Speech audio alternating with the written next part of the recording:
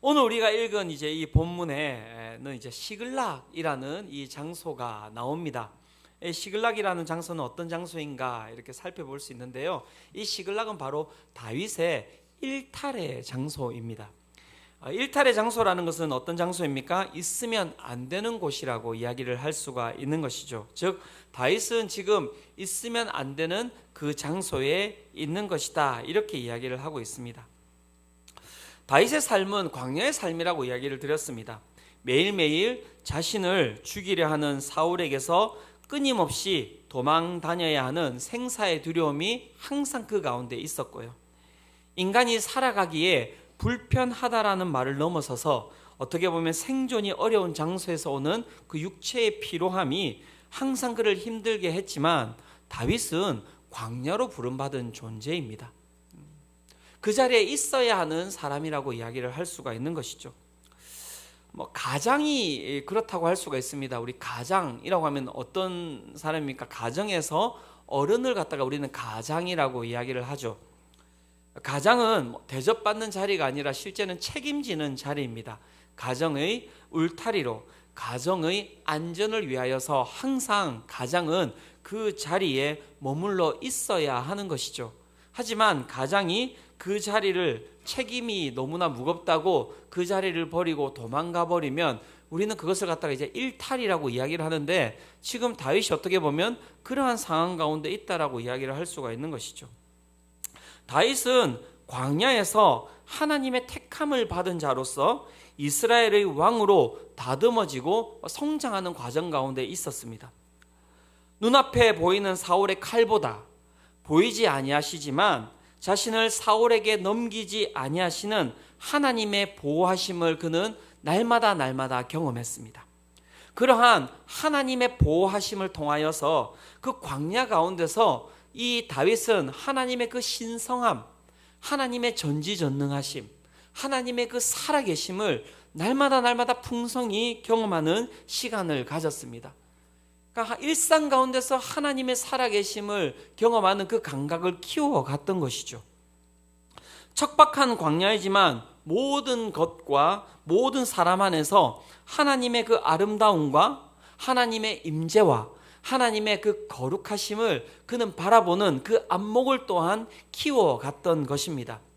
세상의 그 어떤 곳보다 척박한 곳이 광야이지만 다윗은 그 세상의 어떤 곳에서도 나올 수 없는 찬양과 시를 그 광야 가운데서 쏟아내었습니다.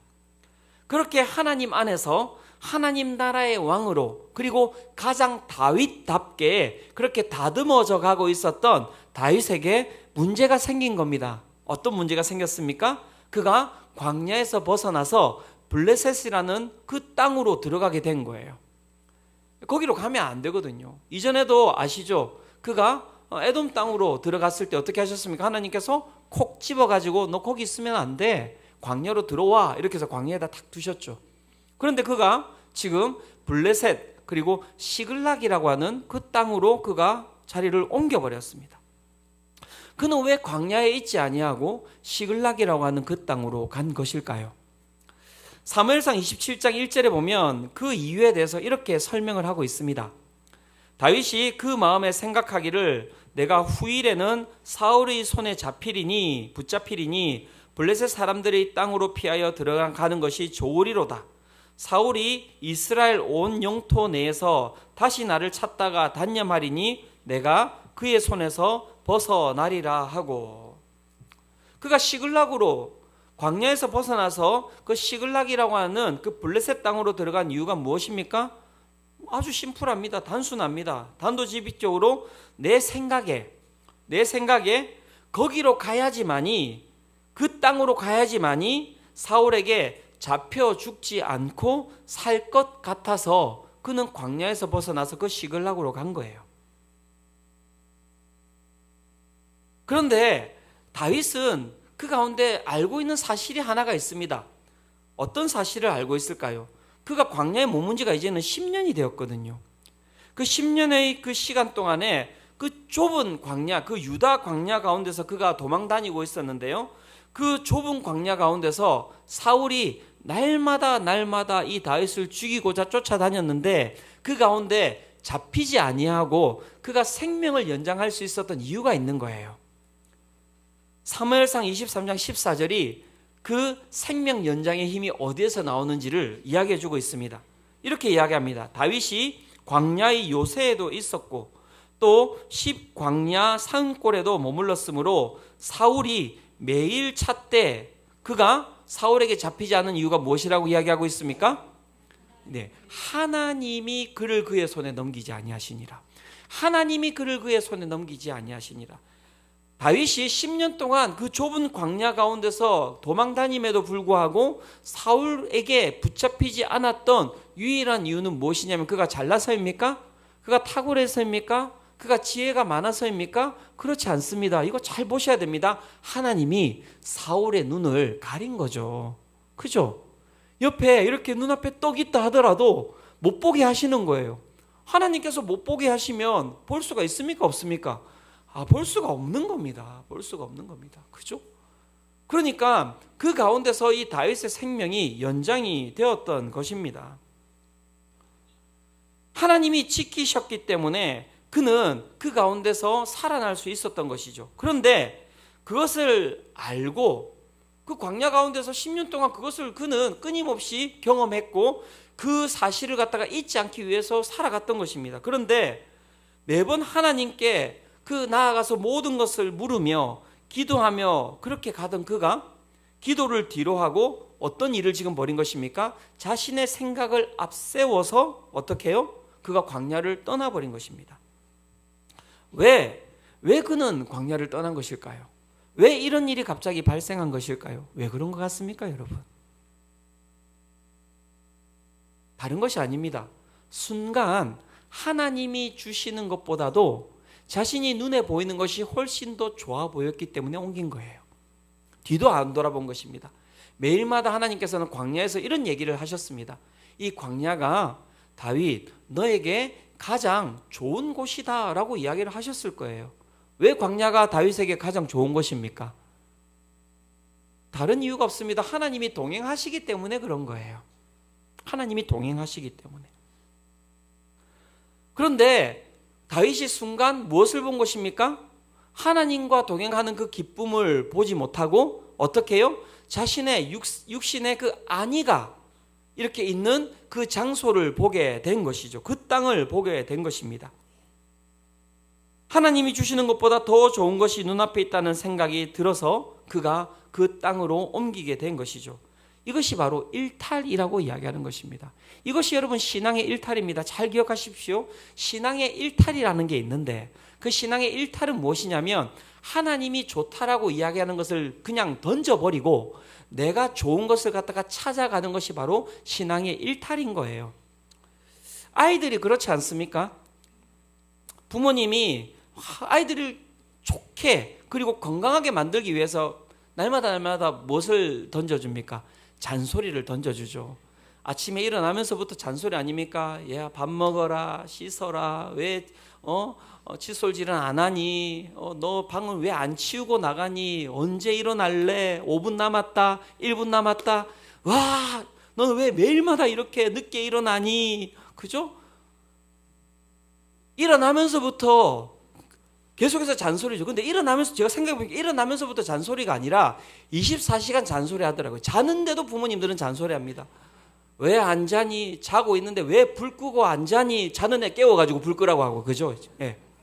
그죠? 자는 애 깨워가지고 너 왜 이 칫솔질 안 하고 너 빨리 일어나라, 칫솔질 하고 자라. 그래서 자는 애 또 깨워가지고 바닥에서 자고 있는 애 깨워가지고 침대 위에 올라가서 자라고 하고, 그죠? 24시간 부모님들이 이제 잔소리를 하는데 그 잔소리가 틀린 것입니까? 맞는 것입니까? 그 잔소리를 들으면 잘 살겠습니까? 못 살겠습니까? 왜 하시면서요? 왜 다? 잘 살겠죠, 그죠? 잘 살라고 하는 잔소리 아닙니까? 그런데 어느 날 아이가 현타가 온 거예요. 내가 더 이상 이 집에서 이 잔소리를 듣고는 못 살겠다.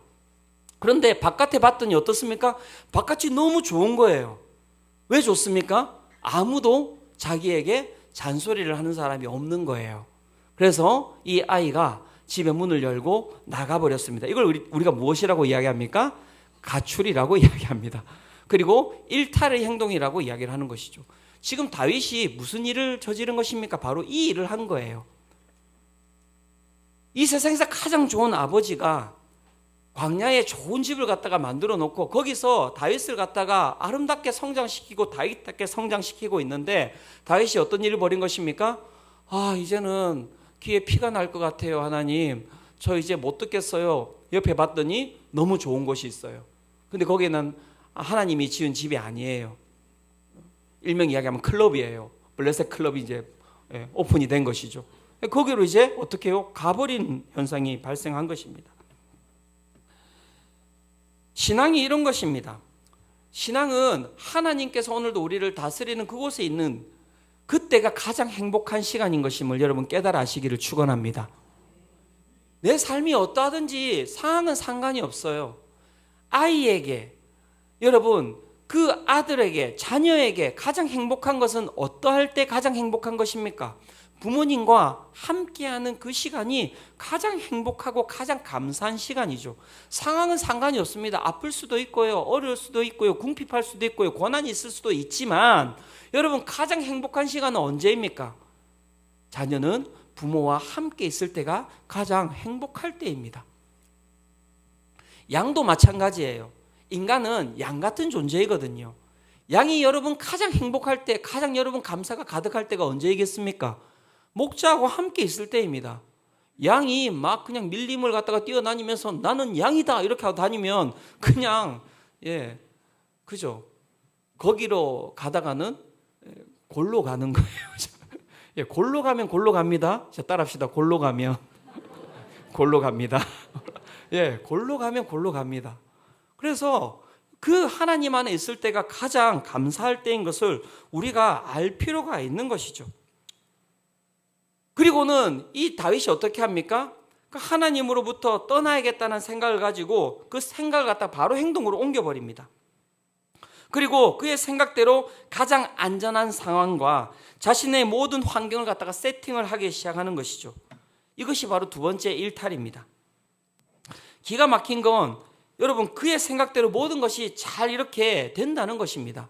그래서 제가 우리 성도님들에게 꼭 하고 싶은 말이 있습니다. 사랑하는 성도님들, 기도로 시작을 안 했는데 내가 뭔가를 그냥 내가 가지고 있는 생각대로, 내가 가지고 있는 뭔가 이런 어떤 경험대로 뭔가를 했는데 뭔가 잘 진행이 돼요. 그러면 그게 축복받은 삶이겠습니까? 기억하십시오. 망하러 가는 길입니다. 망하러 가는 길입니다. 나중에 제가 딱 보여드릴게요. 왜 그게 망하러 가는 길인지. 다윗이 하나님을 떠나서 자신의 생각대로 그 광야를 떠나서 블레셋 시글락이라는 땅으로 들어갔습니다. 그곳에 가서 이제 블레셋 왕에게 땅을 달라고 한 거예요. 내가 이 600명의 사람들과 그 가족들을 데리고 왔는데 이 사람들과 함께 살 수 있는 땅을 주십시오라고 했더니 이 왕이 어떻게 했을까요? 덥석 그걸 그렇게 해서 줘버린 거예요. 그래? 여기 시글락이라는 땅이 있으니까 너 거기 가서 살아라 이렇게 이야기를 한 거예요. 그러면서 이제 다윗이 어떻게 했냐면 이 블레셋 왕 아기스라고 하는데요, 이 왕에게 충성을 맹세합니다. 내가 당신을 갖다가 잘 섬기겠습니다. 그리고 충성의 증표로 내가 항상 무언가를 갖다가 당신에게 바치도록 하겠습니다. 이렇게 이야기를 하고 이 다윗이 어떻게 하냐면 그 땅에 이 유리하여 다니던 이 아말렉 사람들은 이 여기저기를 다니던 이 그 산적 같은 사람들인데요. 이 아말렉 사람들을 갖다가 침노하여서 그들이 가지고 있는 것들을 모두 다 뺏어와요. 그렇게 뺏어와서 이 블레셋 왕 아기스에게 딱 가지고 갈 때는 어떻게 가지고 가냐면 이걸 내가 이스라엘 백성들을 갖다가 전쟁해가지고 이 사람들에게서 이제 뺏어온 그런 물품입니다. 이것을 받아 주십시오. 이렇게 이야기를 하는 거예요. 그러니까 이 블레셋 왕이 어떤 생각을 가졌겠습니까? 이 이스라엘하고 블레셋은 이 앙숙지간인데 다윗이 이스라엘 땅에서 그런 물품을 갖다가 뺏어서 가져오니까 마음에 이제 안심이 되는 거예요. 그리고 이제 다윗이 드디어 나의 부하가 된 것이구나라고 안심하고 있는 것이죠. 그렇게 다윗이 몇 개월을 갖다가 지났는지 아십니까? 16개월이라는 시간을 그렇게 보내는 거예요. 얼마나 행복했겠습니까, 다윗이? 자신의 생각대로 된 거예요. 이제 이슬을 맞고 앉아도 돼요. 사람들 그 600명, 남자만 600명 아닙니까? 그러면 막 가족까지 합치면 막 1000명이 넘는 사람들을 그 좁은 유다 광야에서 매일마다 옮겨 다녀야 된다고 생각해 보십시오. 자, 다음 주는 저희 예배는 동서울대학 앞에 있는 건물에서 드리도록 하겠습니다. 그 다음 주는 저기 고등동, 그 4층 건물에서 드리겠습니다. 다음 주는 저기 있는 서울공항, 뭐 들어가지는 못하지만, 이렇게 매주 여러분 옮겨 다닌다고 하면 여러분 좋으시겠습니까? 뭐 이래도 안 좋고, 저래도 안 좋고, 그 일을 하고 있는 거예요. 지금 다윗이 10년 동안 계속 그렇게 옮겨 다니니 얼마나 스트레스가 많았겠습니까? 그런데 이제는 그런 염려가 없잖아요. 시글락이라는 다 그 성 가운데 자기가 생각했던 모습으로 사람들이 다 그렇게 안정되게 이렇게 살아가고 있는 모습을 보니까 얼마나 좋았을까요? 얼마나 좋았을까요? 그러니까 약간의 자존심만 버리면 돼요. 그냥 블레셋 왕 앞에 가가지고 굽신거리기만 하면 되고요. 이미 그런데 여러분 아시겠지만 다윗은 어떤 사람입니까? 이스라엘의 왕입니다. 이스라엘의 왕인데 그 왕이 지금 어떻게 하는 것입니까? 블레셋 왕 앞에 가서 충성을 맹세한 거예요. 이제 왕 안 되면 돼요.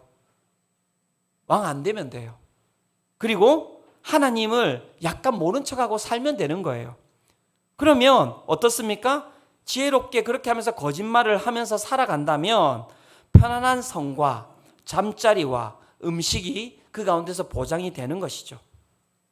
그 일탈의 장소가 바로 블레셋의 시글락이었던 것입니다. 그런데 여러분 삶은 항상 이렇게 평탄하지 않죠. 그 가운데 어떤 일이 발생합니다. 어떤 일이 발생합니까? 이 블레셋과 이스라엘이 전쟁을 벌이게 돼요. 근데 이 블레셋 왕 같은 경우에는 지금 어떤 장수가 옆에 딱 있습니까? 상승장군. 한 번 나가면 절대 패하지 아니하는 그 장군이 어떻게 자기 옆에 딱 있는 거예요. 그게 누구입니까? 다윗이죠. 이 이스라엘하고 딱 싸우러 가는데 이 블레셋 왕이 다윗을 부릅니다. 좀 와라. 이번에 이스라엘하고 한판 붙는데 네가 함께 가줘야 되겠다. 이렇게 이야기를 합니다. 야, 이 어떻게 된 겁니까? 이 완전히 외통이라고 하죠. 이 외통에 딱 걸린 거예요. 한마디로 말하면 바둑에서 대마를 잡히는. 바둑을 다 안 두시는군요. 별로 우리 성도님들은 반응하지 않기로 작정하시고 이렇게 믿음을 가지고 앉아 계시는. 그래서 완전히 외통에 걸린 거예요. 왜냐하면 전쟁을 하러 가면 결국에는 이제 어떤 일이 벌어지겠습니까? 둘 중에 하나를 선택해야 됩니다. 자신이 그 안정적으로 쌓아왔던 이 시글락을 버리든지, 그죠? 그리고 다시 광야로 들어가든지, 아니면 이 이스라엘과 싸워서 어떻게 해요? 이스라엘을 부숴버리고 자신이 이제 평생 어떻게 살아가야 되는 것입니까? 이스라엘의 원수로 이제 살아가는 것이에요. 그런 상황에 부딪힌 것이죠. 야, 여러분 어떠셨을 것 같아요? 어땠을 것 같습니까? 그 자리에 있었다면. 제가 생각만 해도 끔찍한 거예요. 그런데 이때 기가 막힌 일이 일어납니다. 블레셋에 있는 장수들이 막 들고 일어나기 시작합니다. 안 됩니다. 왕이시여 안 됩니다. 왜 안 된다는 것입니까? 왕은 다윗을 믿을지 몰라도 우리는 다윗을 못 믿겠다는 거예요. 전쟁이 벌어지는데 그 순간 다윗이 우리를 배신하고 뒤에서 우리를 갖다가 쳐버리면 우리는 앞뒤로 해가지고 둘러싸여가지고 여기서 망하는 겁니다.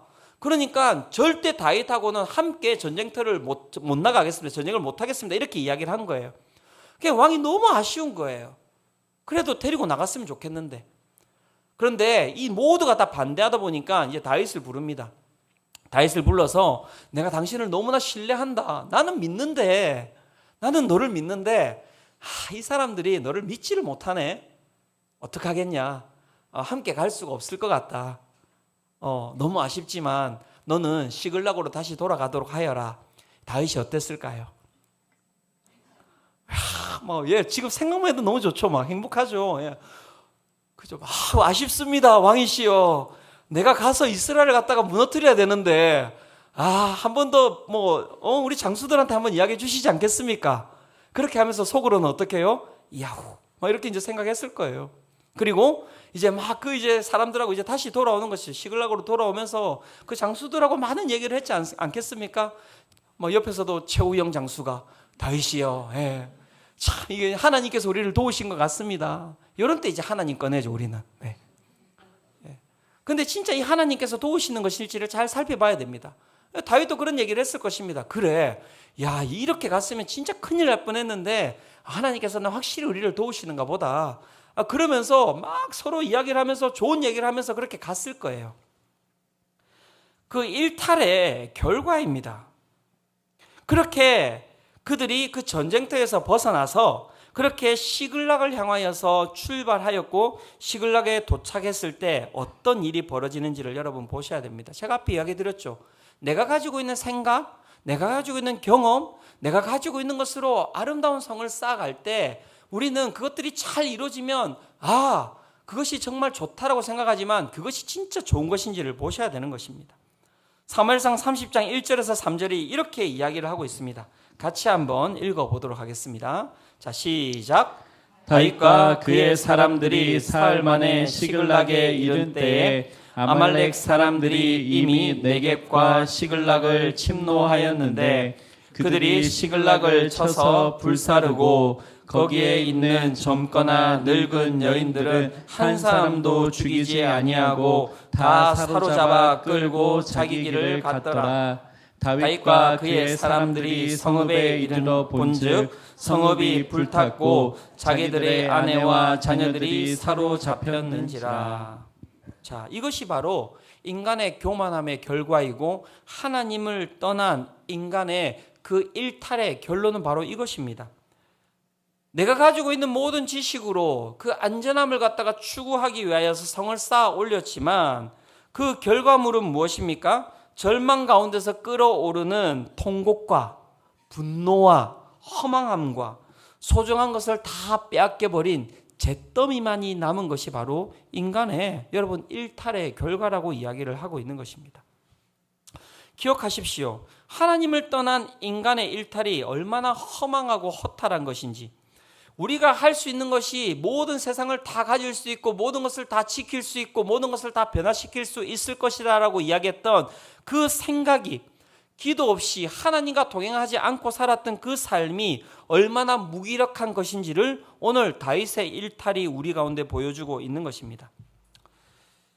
많은 부모님들이 아이들을 데리고 강남으로 입성을 하려고 합니다. 왜냐하면 강남으로 데려가면 그 가운데서 아이들이 성공할 수 있는 그러한 확률이 많다라고 생각하기 때문에 그런 것 같습니다.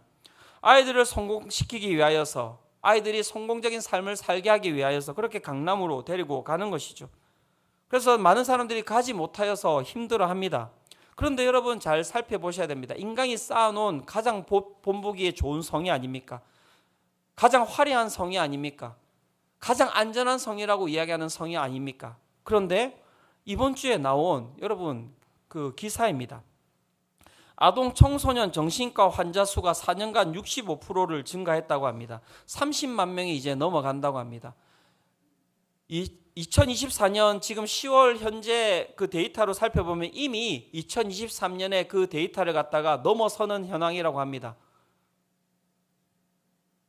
그런데 그 4년간 65%의 아동 청소년 정신과 환자 수가 증가했는데 그 가운데 가장 최다의 증가율을 기록한 것은 어디냐면 바로 강남 3구라고 이야기합니다. 대치동과 주변 지역 소아 청소년 정신과 병원 10군데를 문의한 결과 8곳에서는 최소 올해 12월 말이 돼야지만 진료가 가능하다고 이야기를 하고 있고요. 주요 대학병원 소아 청소년 정신과는 3년에서 5년을 대기해야지만 진료를 받을 수가 있다고 합니다. 우리가 쌓아놓은 성이 무엇을 지금 주고 있는지를 보셔야 됩니다. 우리가 얼마나 무기력한 존재인지를 깨닫지 않으면 어느 순간 잘 나간다라고 생각하는 그 순간 꼬꾸라질 수밖에 없는 것이 그 하나님을 떠난 인간의 일탈임을 보여주고 있는 것이죠. 그런데 여러분 아십니까? 그 흑암 가운데 어떻게 보면 여러분 그 다윗이 그 순간 가졌던 그 마음은 어떠한 마음이었겠습니까? 자신이 그 16개월 동안 쌓아놓았던 그 성이 한 번에 여러분 잿더미로 변한 것입니다. 그 잿더미를 바라보는 다윗의 모습은 어떠하였겠습니까? 그 마음 가운데 어떠한 감정들이 그를 휘몰아쳤을까요? 죽고 싶었을 것 같습니다. 그런데 하나님은 사랑이십니다. 여러분 믿으시기를 축원합니다. 하나님은 사랑이십니다.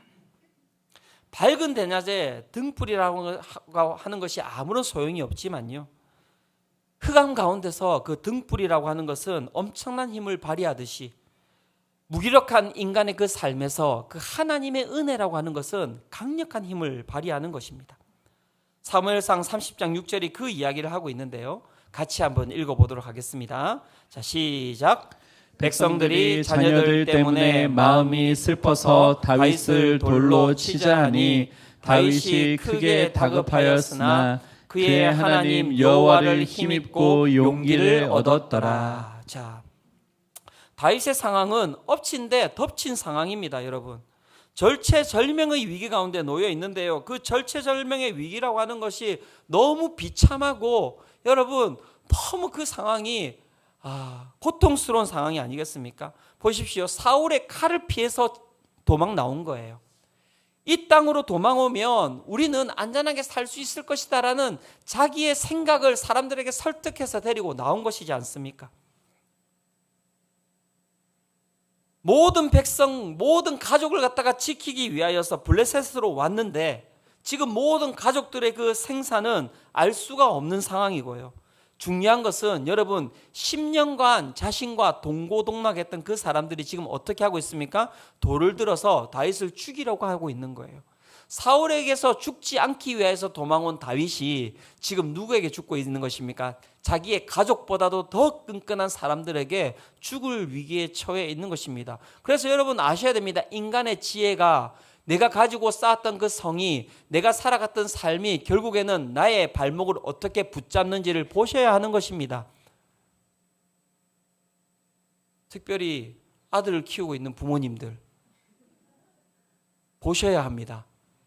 빨리 버리십시오. 네. 빨리 버리십시오.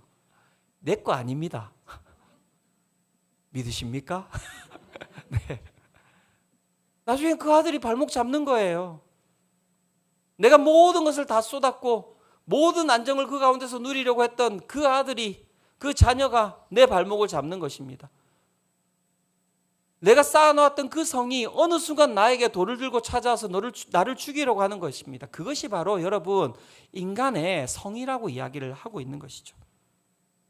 우리가 이것을 바로 파국이라고 이야기하는 것입니다. 파국입니다. 파국. 패망하는 것이죠. 자신의 모든 지혜와 경험과 전략이 다 무너져버린 그 무엇으로도 자신을 일으켜 세울 수 있는 것이 이제는 없는 거예요. 권위가 무너져 버렸잖아요. 내 모든 것이 다 무너져 버린 것입니다. 이제 어떻게 할 것입니까? 무엇으로 내 삶을 일으켜 세울 것입니까? 그의 백성들이 돌로 자신을 쳐 죽이기 전에 아마 다윗을 그냥 뒀다면 다윗이 그냥 자신이 자결했을 것 같습니다. 왜요? 할 수 있는 게 없으니까요. 그런데 제가 앞에 이야기했던 하나님은 사랑이십니다. 인간의 이 일탈에도 불구하고 하나님께서는 우리의 삶을 개입하시는 분이십니다. 그래서 30장 6절을 다시 보면 이렇게 이야기합니다. 다윗이 크게 다급하였으나 그의 하나님 여호와를 힘입고 용기를 얻었더라. 그 순간 하나님께서 개입하신 것이지요. 하나님 여호와를 힘입고 용기를 얻었다는 것, 그것은 다른 의미가 아닙니다. 나의 인생에 전지전능하신 하나님께서 개입하신 것이다 라고 이야기를 하고 있는 것이죠. 여기에는 그저 단순하게 한 줄로만 쓰여져 있기 때문에 이것이 구체적으로 어떻게 하나님이 개입하셨는지에 대해서 잘 알 수가 없지만, 신약에 보면 이 베드로의 이야기를 통하여서 하나님께서 이 무너져 있는 우리의 삶에 어떻게 개입하시는지에 대해서 상세하게 설명을 해주고 있습니다. 베드로는 누구입니까? 예수님의 12제자 중에서 수제자를 자처한 자 아닙니까? 십자가로 가야 되는 예수님께 그가 가서 막습니다. 예수님, 그렇게 가시면 안 됩니다. 그렇게 그가 이야기했더니 예수님께서 베드로에게 뭐라고 말씀하십니까? 사단의 자식아, 이렇게 이야기를 하셨어요. 그만큼 이 베드로가 가지고 있었던 그 수제자로서의 그의 모습은 되게 높았다고 이야기를 할 수가 있는 것이죠. 예수님의 가장 근거리에서 위대한 기적과 사역을 갖다가 눈으로 본 사람입니다. 모두가 다 배신한다고 해도 자신은 절대 배신하지 않을 것이다라고 그렇게 모든 사람 앞에서 호언장담을 했던 사람입니다. 그랬던 그가 예수님을 몇 번을 배신합니까? 3번을 배신을 합니다. 그래서 그 3번을 배신하는데 그 장면을 살펴보면요, 얼마나 그 가운데 여러분 그 모습이 비굴한지 모릅니다. 그가 3번째 배신했을 때 그는 예수님과 또한 눈이 마주쳤어요. 그 마당 가운데서 처절하게 피를 흘리고 계셨던 그 예수님의 눈빛과 그 3번째 나는 그 예수를 모른다라고 이야기했던 그 베드로가 눈이 마주친 거예요. 생각만 해도 끔찍할 것 같습니다. 그가 사는 것이었겠습니까? 그가 했던 말들이 있고 그가 살아왔던 삶이 있는데요, 그가 했던 모든 것들이 한 번에 다 무너져 버린 것입니다. 그의 모든 지성과 그의 모든 감정이 한 번에 다 새까맣게 불타버린 것이죠. 그런 그에게 예수님이 찾아오십니다. 요한복음 21장 12절과 13절입니다. 같이 한번 읽어보도록 하겠습니다. 자, 시작. 예수께서 이르시되 와서 조반을 먹으라 하시니 제자들이 주님이신 줄 아는 고로 당신이 누구냐 감히 묻는 자가 없더라. 예수께서 가셔서 떡을 가져다가 그들에게 주시고 생선도 그와 같이 하시니라. 모든 마음이 다 무너져 버린 자, 절대 나는 예수님을 사랑할 수 없고 절대 내 삶은 이제는 돌이킬 수 없다, 내 삶은 여기서 무너져 버렸다라고 정의 내릴 수밖에 없는 거예요. 그런 삶에 예수님께서 찾아오셨습니다. 그리고 그에게 상을 차려주고 계시는 것입니다. 그리고 베드로에게 물으십니다. 요한의 아들 시몬아, 내가 나를 사랑하느냐? 또 묻습니다. 요한의 아들 시몬아, 내가 나를 사랑하느냐? 그리고 또 묻습니다. 요한의 아들 시몬아, 내가 나를 사랑하느냐? 그때 3번째에 베드로가 이렇게 대답했다고 합니다. 근심하여 이르되. 그의 근심이 무엇이었겠습니까? 자신의 좌절과 실패와 수치가 아니었겠습니까? 내가 3번이나 이렇게 예수님께 대답하지만 내가 다시 예수님을 사랑할 수 있을까에 대한 여러분 그 마음 가운데 찾아온 여러 가지 감정들이 아니겠습니까? 그 좌절 가운데 예수님께서 개입하고 계시는 것입니다. 그리고 그 감정을 오늘도 예수님께서 만지고 계시는 것입니다. 따지는 것이 아닙니다. 뭐라 하는 것이 아닙니다. 네가 생각하는 그 장소에서 벗어나서 사랑으로 나오라고 지금 이야기를 하고 있는 것입니다. 힘입어라는 것입니다. 용기를 가지라는 것입니다. 이전에 했던 너희 그 실패와 좌절이 다시 일어나지 않을 것이다라는 예수님께서는 확신을 가지고 그를 붙들고 계시는 것입니다. 그게 바로 개입하심이에요. 사랑하는 성도 여러분, 오늘 그 전지전능하신 하나님의 개입하심을 경험하시기를 축원합니다. 그걸 경험하셔야 됩니다. 하나님의 개입하심, 다윗에게 들어가신 것입니다. 16개월 동안 하나님을 찾지도 않았어요. 끝간데 없는 교만함으로 자신의 성을 만들어갔던 사람이었습니다. 하지만 순간 그 다 잿더미가 되어버린 그때에, 그 생명을 내려놓아야 되는 그때에 하나님께서 그 다윗에게 찾아가셔서 하셨던 말씀이 무엇이었겠습니까? 다른 것이 아닙니다. 괜찮다라는 것입니다. 일어서라는 것입니다. 다시 바꿀 수 있다라는 것입니다. 무엇을 바꿀 수 있습니까? 사람들을, 그 수백 명이 되는 사람들을 어떻게 바꿀 수 있습니까? 그 수백 명의 사람들을, 그 가족들이 다 붙잡혀 가버렸는데 그 사람들이 어떻게 되어 있는지도 모르는데 이것을 어떻게 내가 전환시킬 수 있습니까? 그가 할 수 있는 것은 아무것도 없는데 하나님께서 찾아오셔서 그의 삶을 역전시켜 주시는 것입니다. 성도의 삶은 역전의 삶임을 기억하시기를 축원합니다. 역전의 삶입니다. 내 삶에 개입하셔서 내 삶을 뒤집어 엎으시는 주님이신 것입니다. 신앙의 핵심, 신앙의 은혜, 그것은 다른 것이 아닙니다. 아주 위대하신 전지전능하신 하나님께서 이 작고 작은 패망할 수밖에 없는 인생에 개입하시는 것, 그것이 바로 우리는 은혜라고 이야기를 하고 있는 것이죠. 사랑하는 성도 여러분, 이 은혜를 맛보시기를 축원합니다. 오늘도 주님께서는 우리를 그 은혜로 부르고 계시고요. 그 은혜는 우리들에게 추상적인 것이 아니라 실제적인 것입니다. 오늘도 믿음으로 그 하나님을 신뢰함으로 나아가는 모든 자들에게 오늘 하나님께서 찾아오셔서 그 삶에 힘 주시고 용기 주시어서 그 삶에 다가오는 모든 고통과 고난과 어려움들을 너끈히 감당해내는 그러한 복된 삶이 되게 하실 줄로 믿습니다.